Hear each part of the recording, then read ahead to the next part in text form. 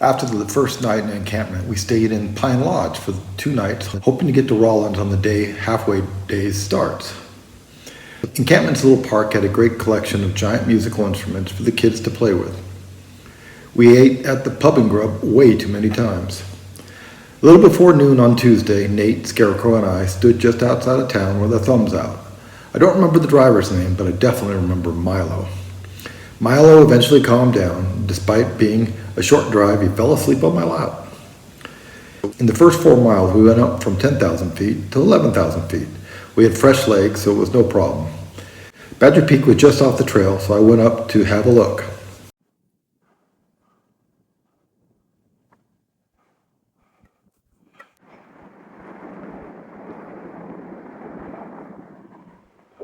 Then it was down to 9,000 feet for the rest of the day.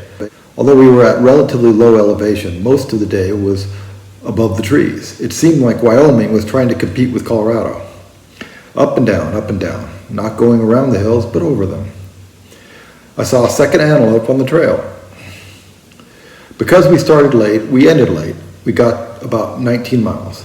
We ended near a water source in the trees. Through my vestibule's netting, I could see into Scarecrow's tent. In the morning, I got a good view of our little encampment. I came up with a shortcut that would turn our 4-day hike into Rawlins into just 3, but it would mean a long road walk on asphalt. Nate decided to come with me since the other route was also road, but just dirt road. Also, the red line had bad water sources, either gross cow ponds or water high in dissolved magnesium, which our filters let right through. Scarecrow planned to stick to the red line, which I respect. Before the shortcut, it was just a normal trail with plenty of up and downs. We scared up a deer that was hunkered down right next to us. It took off like a flash. It was really far away by the time I got my camera on it. When we reached the road we'd follow all the way to Rawlins, we found trail magic, mostly just water. Some of the walking on asphalt was part of the CDT, but in all, we'd walk 39 miles to our hotel over 2 days. We walked 5.5 miles before hitting the asphalt.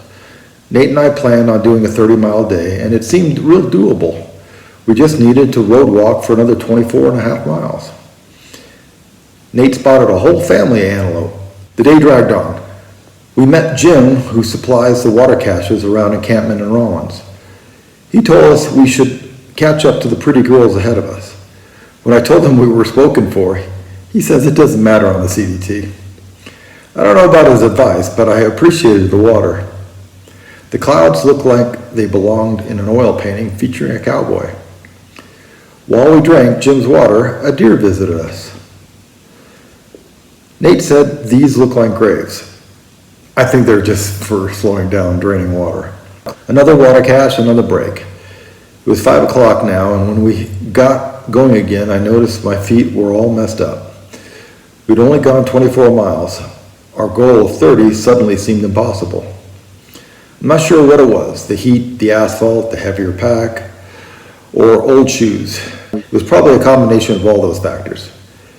Each foot had a huge blister by the time we called it quits after a 28-mile day. Sleep wasn't great. The occasional car all night woke us up, and then starting around 5 a.m. they were coming by constantly. That was strange because the day before the road was pretty deserted. We had another 14 miles of asphalt to our hotel, and based on my rules, just outside of town, where we joined the CDT, I could hitch if it weren't for the Rawlins local laws. We got lunch at a cafe so we didn't arrive before check-in. We were approaching the hotel at 1 p.m. I was surprised by all the closed hotels near ours. Ours looked pretty run down too, but inside it was just like any other quality inn. After we did our chores, we ate dinner at the nearby teppanyaki place. A sticker placed on the restaurant's mascot cracked me up. Dinner and the show were fantastic. It must have rained real hard while we ate. Back in the hotel, we were excited to join halfway days the next day. Trail stop checklist. Rawlins, check.